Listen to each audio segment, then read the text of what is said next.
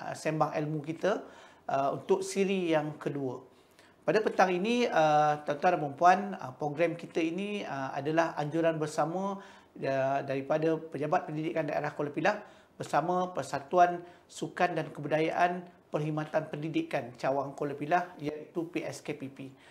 Tuan-tuan dan puan, untuk petang ini kita rasa amat bersyukur dan selepas kita membuat beberapa kajian ataupun pandangan, kita dapati tajuk yang kita panggil pada petang ini adalah tajuk yang sangat-sangat perlu untuk pengetahuan dan perkongsian ilmu kita, khususnya kepada warga pendidik di sekolah dan juga kepada anak-anak remaja. Sebab itulah tajuk kita pada petang ini. Kalau kita lihat, vape, buli, remaja tanda soal. Kenapa kita katakan remaja tanda soal tu? Maksudnya kita nak kaitkan tajuk kita pada petang ini lebih kepada generasi remaja kita. Ya, tuan-tuan dan puan, jadi kita akan lebih kepada vape dan buli. Jadi di bulan yang mulia ini, kita amat bersyukur, kita amat berasa bangga kerana kita dapat menjemput salah seorang pegawai polis di IPD Kuala Pilah ini untuk bersama dengan kita dalam memberikan kupasan tentang gejala vape dan buli ini di kalangan remaja, khususnya kepada pelajar-pelajar kita di sekolah. Jadi untuk tidak melengahkan masa lagi, bagi sembang ilmu kita pada petang ini, tuan-tuan dan puan, kita memperkenalkanlah iaitu ASP Rosli bin Muhammad maksudnya daripada bahagian siasatan dan perundangan Siasatan Jenayah Daerah Kuala Pilah. Selamat datang, tuan. Okey, tuan-tuan dan puan, untuk makluman tuan-tuan dan puan sekalian, para pendengar dan juga para penonton, di akhir kita punya sembang ilmu ini, kita akan bekalkan satu link di mana untuk kehadiran kita untuk didaftarkan di dalam SPL KPM bagi semua warga pendidik. Kemudian pada sebelum itu, saya juga nak ucapkan ribuan terima kasih kepada semua penonton bagi siri yang pertama kerana telah mencapai melebihi 5,000 view pada siri yang pertama lepas. Jadi sokongan daripada tuan-tuan dan puan amat saya ucapkan ribuan terima kasih di atas segala apa yang telah kita laksanakan. Ya tuan, saya bagi ruang dan peluang kepada tuan untuk sedikitlah memberikan sesi pengenalan diri sejauh mana pengalaman tuan dalam bidang jenayah, khususnya jenayah remaja ini. Dipersilakan tuan. Terima kasih Cik Zain. Saya perkenalkan diri saya sekali lagi. Saya SP Rosli bin Muhammad. Sekarang ini bertugas sebagai di cawangan siasatan punangan bahagian Jabatan Siasatan Jenayah IPD Kuala Pilah. Dan pengalaman saya dalam polis ni setakat ni hanya dalam 26 tahun lah. Dan 7 tahun ada dalam trafik lah. Dan selebihnya semuanya di dalam jenayah. Okey. Jadi tuan-tuan dan puan, kita punya tetamu jemputan ini mempunyai pengalaman dalam isu yang akan kita ketengahkan. Untuk makluman tuan, kita tak perlu terlalu orang kata jangan stres apa semua. Kita buat macam biasalah supaya sesi bual bicara kita ini akan mendapat lebih rancak dan akan dapat lebih impaknya kepada para pendengar, para penonton yang melihat kita pada petang ini. Okey tuan, bagaimana tuan kalau kita lihat buli ni, sebenarnya buli ni kalau kita tengok berlaku di sekolah-sekolah berasrama ataupun sekolah-sekolah yang orang kata melibatkan pelajar yang ramai. Sebab di kalangan pelajar yang ramai itu kadang-kadang kita nak memerhatikan tu terlalu ramai pelajar ni berbanding dengan sekolah yang kurang murid lah. Jadi macam mana pandangan tuan tentang aspek buli ini di kalangan remaja, khususnya di sekolah? Okay. Bila sebut pasal buli ni, semua orang tahulah. Mesti ada perbuatan kata sesuatu individu itulah. Okey. Kalau kita tengok daripada maksud dia pun perbuatan mana tingkah laku agresif seorang individu tu yang berulang-ulang. Dia attack terhadap mangsa yang sama bagi tujuan untuk menyakiti seseorang individu tu. Sama ada dia melibatkan perseorangan individu ataupun berkumpulan individu. Itulah sebaliknya. Dan kalau kita tengok kepada elemen lah, elemen kenapa boleh jadi bully tu. Okay, yang pertama serangan lah. Apa yang berlaku serangan tu dari segi fizikal dan juga mental terhadap seorang individu tu, itu adalah satu bully. Sama ada apa bentuk sekalipun. Sama ada dia kata dari seksual pun, apa-apa isyarat pun dikeserangan juga. Ya, okey. Kalau kita lihat bully ni, ada tak bully yang lebih kepada pertuturan, percakapan, menyebabkan seseorang individu itu jadi fobia dalam situasi yang ada?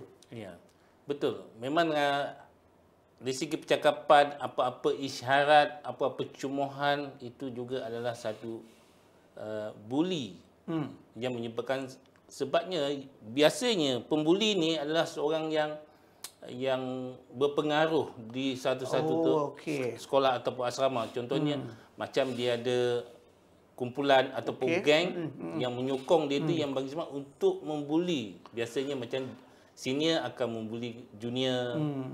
Jadi di situ bahawa dia akan mencemooh. Macam contohnya seorang pelajar tu yang agak kurus, kecil, ataupun yang gemuk, dia akan kutuk di situ. Ini menyebabkan budak tu stres, tak minat untuk sekolah. Jadi sama ada dia akan menyerang balik, mewujudkan pergaduhan, ataupun dia stres menyendiri dan mengambil tindakan yang tak wajar lah. Bully ni tadi, ialah kita nampak selalunya berlaku di kalangan pelajar-pelajar lelaki. Selalunya berlaku di kalangan pelajar-pelajar asrama. Kalau kita nak tengok, sebab penonton kita ni tuan, ada di kalangan pelajar, ada di kalangan pelajar sekolah rendah dan juga di kalangan pelajar sekolah menengah. Bagaimana pula status bully di kalangan pelajar sekolah rendah? Kalau tadi kita tengok, kalau kata berkelahi, bertumbuk, ada rentetan dari segi bully itu kita nampak lebih kepada sekolah menengah. So bagaimana pula bully di sekolah rendah? Bagi bully pada sekolah rendah, kita tengok lebih kepada gurauan. Asalnya pada gurauan. Tapi sehingga boleh menimbulkan kepada pergaduhan, serangan mulut tadi, contohnya mengutuk atau mengejek dalam bahasa-bahasa yang tidak disukai oleh seseorang itulah. Sehingga menyebabkan perkelahian berlaku dan kecederaan sehingga menyebabkan kematian lah. Sampai tahap macam tu sekali ya? Kalau ada tak berkaitan bila kadang-kadang bully ni, bila sekolah rendah ni tuan, bila orang kata bila anak-anak berkelahi menyebabkan mak ayah pun masuk campur. Pernah tak berlaku di peringkat sekolah rendah macam tu? Kalau pengalaman tuan lah, maksudnya mengendalikan kes bully ni. Dalam mengendalikan kes bully ni, pihak polis ni memang bila sampai ke pihak polis, maksudnya ada campur tangan daripada mak bapak. Mana kalau lah katakan mak bapak tak masuk campur hal budak-budak, pihak sekolah, cikgu dah menyelesaikan di antara kanak-kanak tu tadi. Jadi kita nampak itu baru sebersikit tentang bully. Ada lagi banyak tuan-tuan dan puan-puan, kalau kita lihat jenis-jenis bully ni yang melibatkan dari segi fizikal, emosi, mental, seseorang yang kena bully itu adalah yang melibatkan, maksudnya kesan ataupun pelibatan. Bagaimana kalau kita lihat pula tuan, ada satu lagi bully itu ialah bully cyber. Bully cyber ni berlaku ke tidak di dalam golongan pelajar, golongan remaja ini? Mengenai bully cyber ni, untuk makluman Cik Zain lah, memang sekarang ni adalah agak menjadi-jadilah. Sebabnya banyak boleh masuk yang ada sekarang ni. Contohnya WhatsApp, WeChat, Instagram, Facebook dan macam-macam lagi lah. Jadi di situ akan mental seseorang yang dibuli tu, contohnya akan buat ukutan untuk menyebarkan perkara-perkara tak senonoh seorang individu tu, dan menyebabkan bahawa itu ada juga satu kesalahan. Dari segi undang-undang ada satu kesalahan. Itu di bawah 233 SKNM lah. Jadi kesalahan dan multimedia tu. Maksudnya bully cyber ni merupakan salah satu bully yang sama juga seperti berlaku bully fizikal dan juga orang kata dari segi perasaan. Sebab saya nampak tuan-tuan dan puan, kalau kita lihat sejak ke belakang ini, Tuan Rosli, kalau sejak ke belakang ini kita lebih kepada, kalau kita tengok buli cyber tu dengan orang kata dia membuat macam-macam tuduhan dan sebagainya. So orang yang menerima bulian itu dia rasa macam ada yang tak melawan, ada yang melawan. Okey, jadi itu yang kita nampak sekarang ini. Okey, Tuan, kalau kita nak tengok dari segi maksud buli ni tadi banyak, dari segi pendengar, dari segi penonton sekalipun memang dah tahulah apa itu buli kan. Jadi tapi mereka ini kadang-kadang mereka tak dapat nak mengagak, tak dapat nak tahu bahawa seseorang individu itu merupakan mangsa buli. So apakah kesannya sebenarnya yang paling orang kata tak boleh nampak lah, sampaikan akhirnya kalau orang kata meletup tiba-tiba. Apakah kesan-kesan pada buli itu, Tuan? Kesan-kesan kepada buli tu, kalau kita tengok lebih kepada mangsa lah. Untuk jangka pendek dan jangka panjang tu mungkin kepada si pembuli itu sendirilah. Untuk jangka pendek kepada mangsa buli tu, dia akan merasa tersisih, merasa akan terasing. Sehingga kan ada sanggup yang cuba membunuh diri lah. Sampai tak macam tu Ya, kalau tahun lepas di Kuala Pilah ada 2 kes lah. Kita siasat bawa kes 309 lah. Jadi dibawa akta apa? Dibawa akta? Kanun kesesaan. Kanun kesesaan. Cuma itu jangan untuk sesat lah. Tapi biasanya kita buat pertudahan juga, tapi itu pulang kepada pucuk pimpinan pendakwaan negeri lah. Tapi itulah kesannya menunjukkan bahawa buli cyber ke, buli fizikal ke, dia akan mempengaruhi juga seseorang itu. Dan menyebabkan kalau seorang itu tidak berfikir panjang, dia akan ambil jalan singkat. Tuan, kadang-kadang buli ni kesannya seperti Tuan cakap tadi, okeylah, kan? Sebenarnya kesan tu pembuli ini berpunca daripada mana, Tuan? Kalau daripada pandangan Tuan, berpunca daripada mana? Adakah faktor keluarga, adakah faktor individu itu sendiri ataupun pengaruh daripada luar? Kalau kita tengok punca seorang itu menjadi pembuli ni semua mempengaruhi lah. Sebabnya satu individu tu untuk menjadi pembuli dan salah satu individu pembuli dengan individu tak sama. Tapi kalau boleh kita buat rumusan bahawa patuh keluarga juga mempunyai peranan. Sebabnya sekarang ni tahulah, zaman sekarang ni semua orang nak mencari duit. Mak dan ayah semuanya sibuk mencari duit sehingga kan anak terabai uruskan hal-hal sendiri. Bila anak uruskan hal sendiri, kasih sayang kurang, perhatian kurang, ini menyebabkan dia akan rasa dialah yang lebih, dia yang kuat, dan itu dia akan buli orang yang lebih lemah pada dia. Dan ada juga yang si pembuli ni kerana pengaruh daripada sosial, contohnya dalam filem dia tengok, dia tengok filem-filem yang bercontoh-contoh yang tak baik.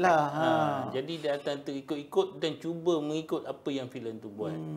Dia rasa seronok, rasa puas hati.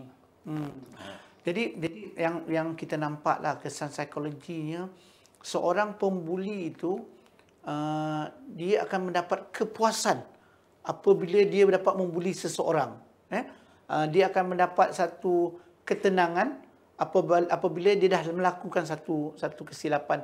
Bagi dia tak silap lah, kita lah mengatakan kesilapan. So sekarang ini apabila kita dah tahu dia adalah pembuli, apakah tindakan ataupun langkah-langkah di segi pihak polis sekiranya mendapat sesuatu kes yang melibatkan buli itu berlaku di sekolah?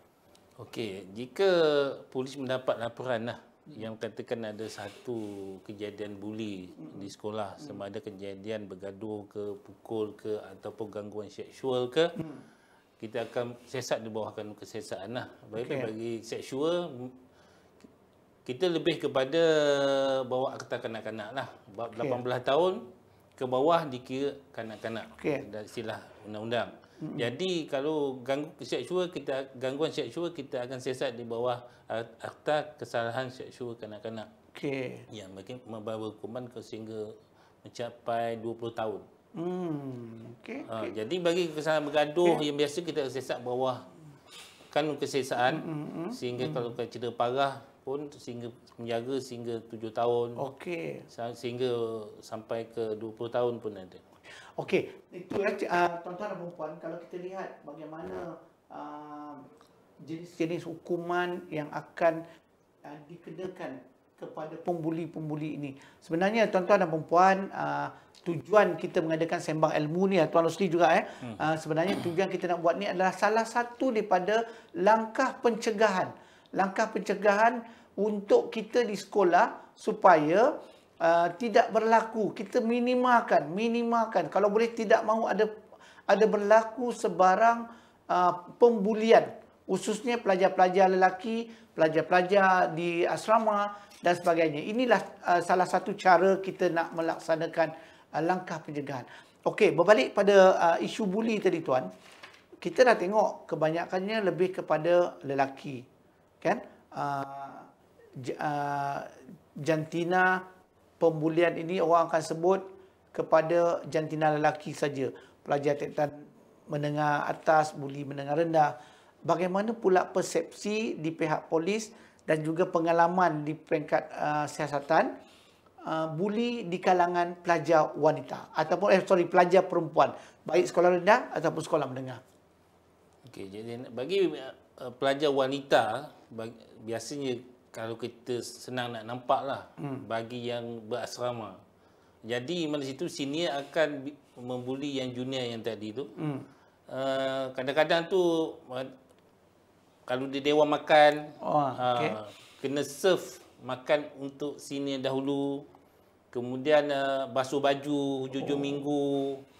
Kemudian apa yang senior suruh buat, bersih dorm ke semuanya adalah junior yang kena buat. Itu adalah satu buli bagi perempuan lah. Tapi perempuan ni jarang lah kata menimbulkan kekerasan, bergaduh tu.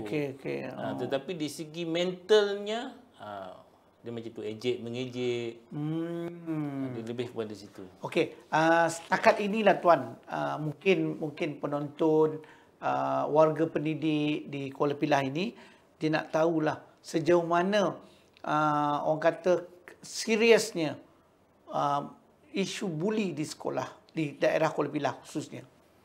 Untuk makluman lah Cik Zain bahawa polis IPD Kuala Pilah bagi tahun 2022 bahawa 17 kes telah kita siasat lah untuk tahun tersebut, di mana 2 kes adalah bergaduh di sekolah tu, bawah siasatan 323, dan cuba bunuh diri ada 2 kes, dan kesalahan seksual ada 1 kes, dan selebih ada 1 kes sembunyi kelahiran baby.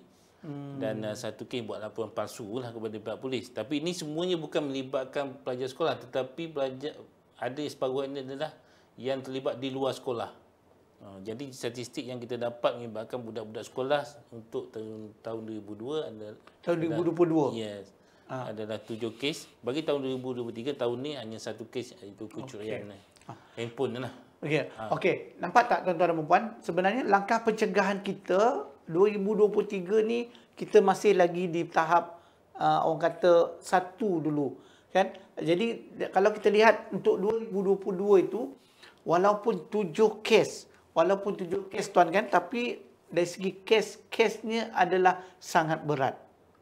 Sangat berat. Jadi inilah tuan-tuan dan puan, peranan kita, peranan ibu bapa, peranan guru-guru, peranan guru kaunseling untuk memberikan pendedahan kepada semua anak-anak kita di sekolah bahawa isu-isu buli ini bukan saja termaktub pada buli seperti bertumbuk, seperti orang kata melakukan jenayah-jenayah lain, tapi melibatkan juga kepada perkara-perkara yang melibatkan orang kata dari segi jenayah seksual dia, jenayah orang kata penderaan ni tuan.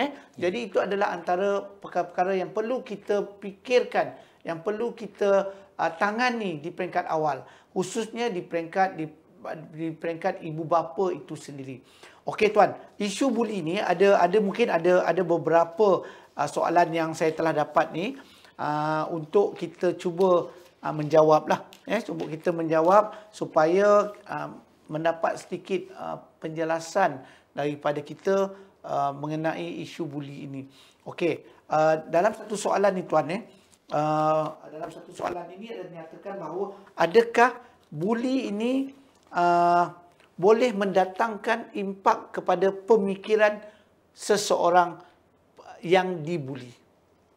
Maksudnya pelajar ini akan menjadi seorang yang orang kata menyendiri ataupun akan lebih teruk. Aku dulu kena buli, bila aku dah besar aku nak membuli pula. Adakah dia memberikan kesan yang negatif kepada orang yang kena buli ini? Ya, Cik Zain, kalau kita ikut apa pandangan orang yang bijak pandai yang telah buat kajian, biasanya pembuli ni dia asalnya pun kena buli dulu. Okey, itu okey, dia sebagai membalas dendam lah. Sebahagiannya pembuli ni dia pernah kena buli, sama ada buli oleh kawan dia ataupun keluarga dia. Jadi bila dia sampai sekolah, dia akan balas dendam pula kepada orang yang lemah lah.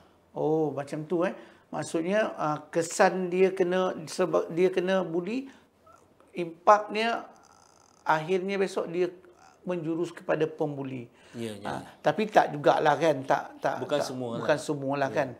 Jadi akhir sekali tentang buli ni tuan, sejauh mana pihak polis dapat menangani isu-isu buli ini di kalangan pelajar sekolah? Untuk makluman Cik Zain lah, bahawa dan semua, bahawa pihak polis dengan PPD dengan Jabatan Kebajikan, kita ada satu pertubuhan, iaitu Pertubuhan Kebajikan Kanak-kanak, yang mana saya merupakan sebahagian ahli dalam pertubuhan tersebut, termasuk yang Cik Muluk tu, yang pengusinya adalah Cik Saifuddin dan Datuk Saifuddin, di mana kita cuba mendidik senaga-senaga tu diambil daripada pihak polis dan juga daripada PPD daerah, untuk mendidik, dan kita bawa ke satu tempat, kita akan bagi kaunseling, bagi tugasan untuk mendidik dia, sehingga itulah cara kita untuk menarik pembuli-pembuli ataupun orang yang ada masalah disiplin ni ke sekolah ni, untuk membuat benda yang betul lah. Kalau ikut statistik daripada JKM tahun 2002 sahaja, 22 lah, 2022, itu 17 kes yang telah dirujuk kepada Jabatan Kebajikan, di mana 15 itu adalah lelaki dan 2 adalah perempuan. Semua daripada 17 itu semuanya berbangsa Melayu. Di mana harta benda 3 kes, lepas tu kekacauan ataupun kecederaan lah, bergaduh tu sebanyak 12 kes, dan berterlibat dengan dadah hanya terlibatkan 2 kes sahaja. Jadi kita cuba fokuskan kepada remaja-remaja yang bermasalah, yang terlibat. Rupanya memang kita ada satu jawatankuasa bagi perlindungan kanak-kanak ni, kebajikan kanak-kanak ni. Wah, bagus maksudnya dari segi program-program ni kita buat apa dekat-dekat tu? Kita akan ambil biasanya dalam 3 hari 2 malam. Kita akan, contohnya pada tahun lepas bulan 9, kita buat satu camp di Kandikok. Jadi semua aktiviti tu kita minta pelajar itu yang aturkan, berjaga hubungan dia masing-masing, dan macam mana dia bekerjasama di antara mereka. Jadi maksudnya selain daripada sekolah memberikan penekanan tentang kesan pada isu buli ini, pihak polis dan juga pihak komuniti setempat pun memainkan peranan dalam memastikan bahawa isu buli ini tidak berlarutan dan tidak terlalu banyak di daerah Kuala Pilah ini. Jadi tuan-tuan dan puan, kita bersyukur kerana di daerah Kuala Pilah ini merupakan daerah yang terkawal dari segi isu buli ataupun isu orang kata memberikan kesan kepada pelajar-pelajar kita di sekolah rendah dan sekolah menengah. Syukur Alhamdulillah tuan, maksudnya kita rasa seronoklah mendengar. Tapi tidaknya kita tahu apa itu buli, apa punca buli, dan apa kesan buli, dan apakah tindakan yang kita akan ambil. So bagi pelajar-pelajar ataupun murid-murid, jauhkanlah budaya buli membuli ini. Kerana orang kata apa, buli ni tidak mendatangkan faedah. Selain pada itu tuan, untuk makluman, ada sekolah yang kita sekolah baru buka lah minggu lepas. Kemudian ada sekolah yang pelajar asramanya pun baru masuk dan sebagainya. So, bertepatan dengan program kita pada petang ini, bertepatan untuk kita menyampaikan maklumat terus kepada sekolah tentang buli ini. So, kalau boleh dan seharapnya lah apa yang kita maklumkan pada hari ini tidak akan berlaku di peringkat sekolah sehinggalah bila-bila, tuan-tuan. Okey, kita masuk kepada sembang kita yang kedua. Kita selesai pada buli. Sebab kita ni nak sekalikan vape dengan buli. So, tuan, vape ni sebenarnya lebih kepada orang kata kalau dulu isap rokok, pelajar ponteng, keluar isap rokok, beli rokok. Kemudian bila harga rokok ini melambung tinggi dengan cukai yang tinggi dan sebagainya, maka timbul pula satu lagi iaitu rokok elektronik. Rokok elektronik. Kemudian ada pula orang kata rokok yang mengandungi bahan-bahan cecair yang kita sedut dan sebagainya. Kalau kita lihat dalam satu artikel lah yang saya boleh nampak dan saya boleh katakan tadi, hampir 300,000 pengguna vape di Malaysia ini. So hampir 300,000. Kemudian kalau kita lihat dalam 300,000 itu ada di kalangan pelajar lelaki dan pelajar perempuan. Pelajar lelaki dan pelajar perempuan. Orang kata benda ni dah terbuka. Malah kalau kita lihat baru-baru ini pun dengan penjualan orang kata rokok elektronik ini dalam bentuk mainan kanak-kanak, dalam bentuk yang boleh menarik perhatian orang untuk membeli ataupun remaja untuk beli. So kalau kita kata dewasa itu satu perkara lain, tetapi kita nak ceritakan remaja.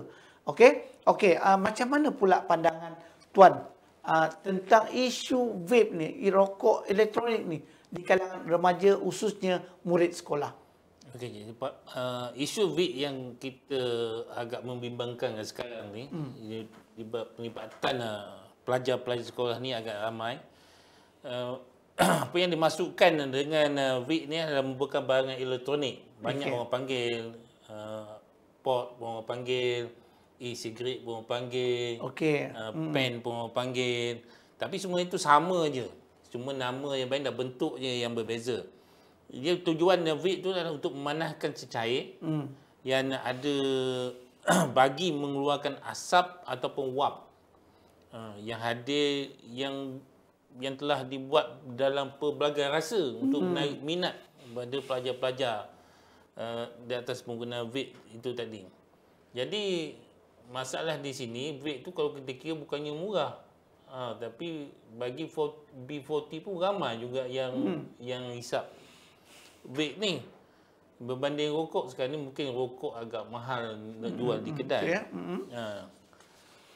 Di mana kita tahu bahawa di dalam vape tu ada mengandung cecair. Okey. Cecair tu yang kita tahu, yang pertama adalah nikotin.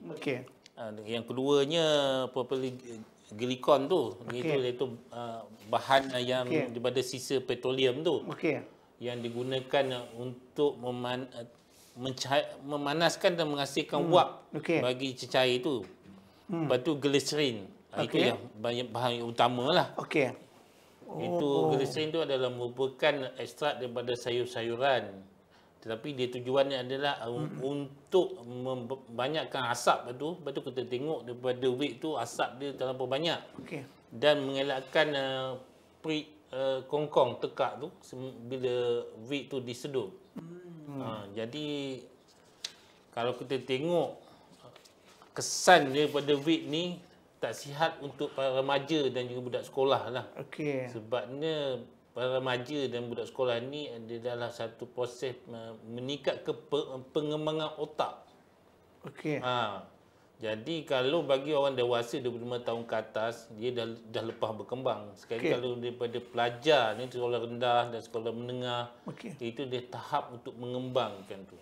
Okey tuan, saya potong sikit. Dalam artikel ni dia mengatakan 40.9% adalah yang menggunakan vape sekali pertama. Maka bakinya 33.9% menggunakan 2.5 kali. Maksudnya lebih daripada 2 kali. So sebenarnya tuan, dalam isu penggunaan vape di sekolah ini, di pelajar murid ini, sebenarnya dia berpunca daripada mana? Punca daripada penggunaan weed ni maksudnya ingin mencuba. Biasanya cuba dia tengok mungkin ayah dia hisap, Okey. mungkin abang dia hisap, Okey. mungkin saudara mara dia hisap. Lepas tu kalau dia ada kawan, mungkin kawan dia hisap, dia memiliki dan dia mencuba. Okey. Itu dia kata ada sekali, ada 2 kali. Okey. Oh, maksudnya dia datangnya daripada pengaruh persekitaran. Ya. Kan pengaruh persekitaran. Agak-agaknya lah tuan kan. Vape ni sebenarnya harga dia berapa sebenarnya? Saya pun tak pasti tapi boleh tahan jugalah dia orang kata. Kalau vape tu kata murah tapi nak beli cair tu rasa tak adalah murah-murah 2-3 ringgit tak ada jual. Ya. Jadi kalau pelajar tu nak keluar 10-20 ringgit tu agak tinggi lah Tinggi, dalam satu hari tu. Okey. Dalam isu mereka bentuk vape dalam bentuk permainan kanak-kanak ni. Bagaimana isu ni di Kuala Pilah? Setakat ni di Kuala Pilah kita masih belum jumpa lagi lah Alhamdulillah. alat-alat Okey. Itu satu kesyukuran yang patut kita ucapkan lah. Okey. Tapi benda ni dah sudah berada di bandar-bandar besar sehingga kan stok pun tak cukup.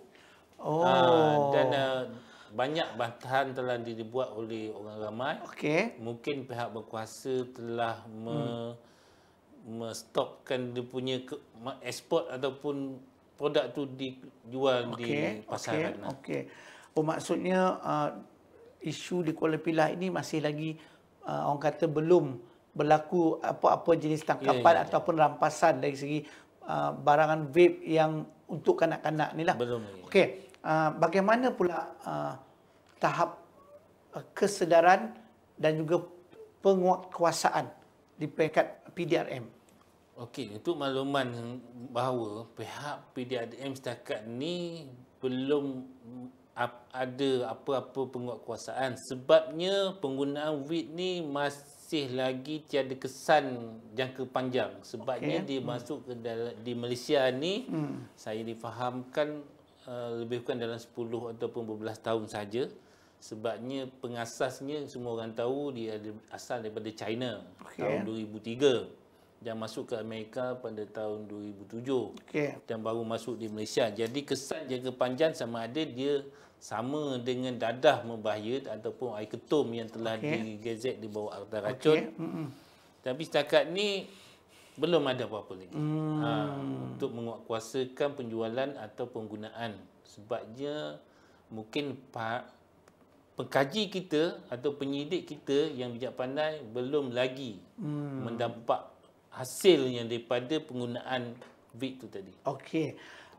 Jadi apa yang kita nampak bahawa isu vape ni di kalangan murid sekolah di Kuala Pilah ini masih lagi orang kata di tahap yang tidak perlu kita bimbangkanlah ataupun macam mana? Macam tu. Bagi dua Kuala Pilah ni kita tengok walaupun ada beberapa kedai tapi saya tengok masih lagi terkawal lah. Sebabnya kalau ikut peraturan PBT dan juga KKM bahawa bawah 18 tahun tidak boleh membeli sama je dengan rokok biasa pun. Bagaimana pula kalau penjual itu menjual kepada bawah 18 tahun? Kesalahannya tetap di bawah PBT dan juga bawah KKM. Okey. Maksudnya pelaporan tu perlu dibuat di bawah PBT dan juga di bawah KKM. Yes. Okey. Okey. Tuan, kita dah kupas secara orang kata isu vape, isu buli kan. Okey, sebenarnya kan secara keseluruhan apakah pandangan tuan sendirilah isu gejala sosial di kalangan remaja atau murid sekolah di daerah Kuala Pilah ini? Boleh katakan di Kuala Pilah ni masih terkawal lah, tak ada yang serius sangat. Cuma masalahnya jika pelajar-pelajar itu datang daripada luar, daripada Kuala Pilah yang sudah mendapat pendedahan tentang vape ni. Jadi mungkin itu akan mempengaruhi yang penduduk-penduduk atau pelajar-pelajar yang berada di dalam Kuala Pilah ni. Okey. Oh, maksudnya benda ni tak adalah orang kata terlalu serius kan. Tetapi sebenarnya tuan-tuan dan puan-puan, anak-anak sekalian, walaupun tidak serius tetapi sesuatu perkara keburukan buli dan keburukan vape ini perlu diambil, orang kata perlu diambil tahu lebih serius supaya tidak lebih panjang akan kesan kepada generasi akan datang. Okey tuan, sebelum kita orang kata kita menghabiskan kita punya sesi sembang ilmu ni, apakah pesan tuan kepada para penonton kita pada petang ini?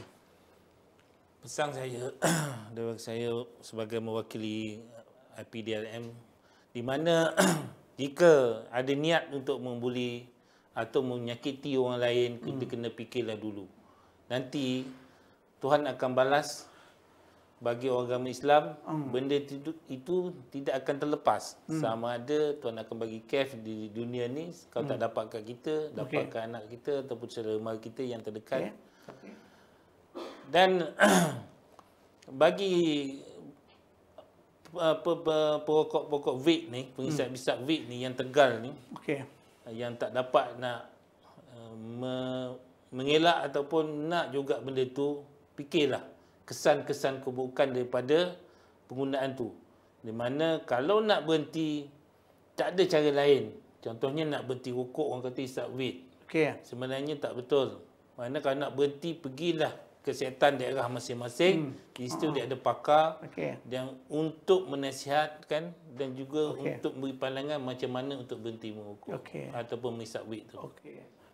Okey, jadi maksudnya yang paling penting apa yang saya nampak tuan apa yang saya nampak ialah peranan ibu bapa. Peranan memberikan contoh yang baik kepada anak-anak. Kan kalau yang orang kata kesannya kena bagi tahulah pada mereka bahawa kesan dari segi kesihatan, jantung, fizikal dan sebagainya kan. Jadi itu adalah beberapa yang orang kata ingatan tu perlu kita berikan pada anak-anak ini. Tuan-tuan dan perempuan, kalau kita lihat dari segi perbincangan yang ringkas dan padat ini hari ini, kesimpulan yang boleh kita buat ialah kita sebagai di kalangan warga pendidik kena sentiasa prihatin dan peka kepada anak-anak didik kita supaya mereka ini terhindar daripada gejala buli dan juga gejala vape ini. Manakala kita juga di kalangan para remaja di peringkat sekolah menengah, kita sebagai pendidik seharusnya mendekati pelajar-pelajar kita ini, mendengar apakah pandangan dan luahan rasa hati mereka. Jadi tuan-tuan dan perempuan, saya bagi pihak Pejabat Pendidikan Daerah Kuala Pilah ingin mengucapkan kepada tuanlah atas kesudian walaupun dalam jangka masa yang singkat kita dapat sedikit ilmu dan juga orang kata pandangan nasihat daripada pihak PDRM. Kemudian kalau kita lihat dari segi kalau kita lihat dari segi ilmu dan sebagainya, kita mendapat manfaat langkah pencegahan. So setidak-tidaknya kita dah melaksanakan pencegahan. So bila berlaku dan sebagainya, kita dah berikan sedikit maklumat.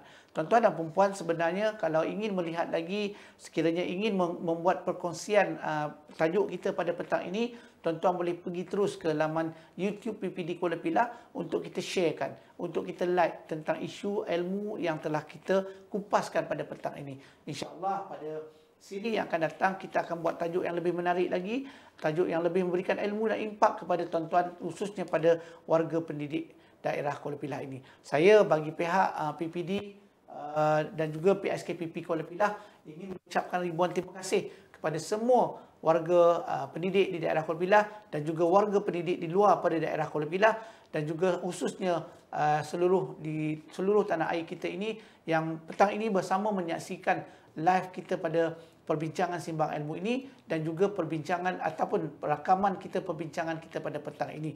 Jadi sebelum kita mengundurkan diri, kami di pihak PPD Kuala Pilah merupakan tagline kita menerajui transformasi 585 MT 585. So sebelum kita mengakhiri, tuan-tuan dan puan-puan jangan lupa screen QR code yang kita bekalkan ini untuk memberikan pendaftaran kehadiran semua warga pendidik dalam markah SPL KPM dan juga kehadiran kita berkursus sebanyak minima 5 hari berkursus. Sekian, terima kasih. Assalamualaikum warahmatullahi wabarakatuh. Salam sejahtera, selamat berpuasa MT 585.